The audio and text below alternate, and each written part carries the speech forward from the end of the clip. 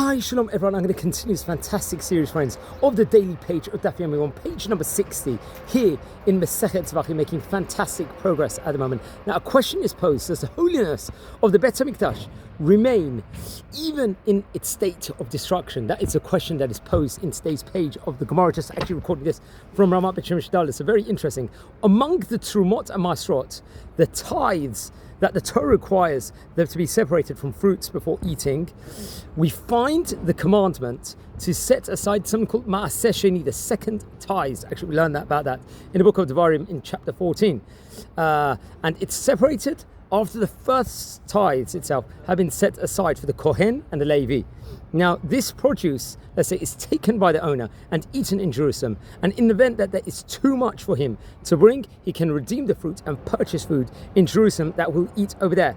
Now, the question is, does this requirement to set aside Ma'aseh Sheni remain even when the Bet HaMikdash is no longer standing? Now, we've asked this question, a similar question, on various occasions before in this series. Well, the Gemara first attempts to answer this question by drawing a comparison to the laws of a Bechor, this is a firstborn animal that is brought to the Bet HaMikdash.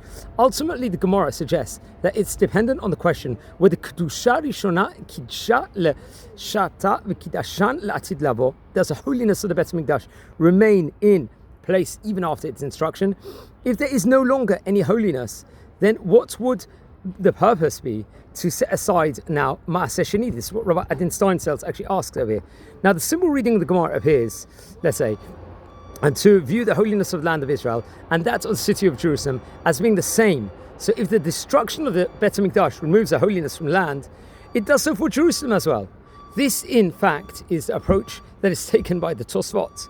Now, the Rambam, on the other hand, I think sees the two as distinct and rules that even if the holiness of the land is removed, Kedushat Yerushalayim, which stems from the presence of God, can never be removed.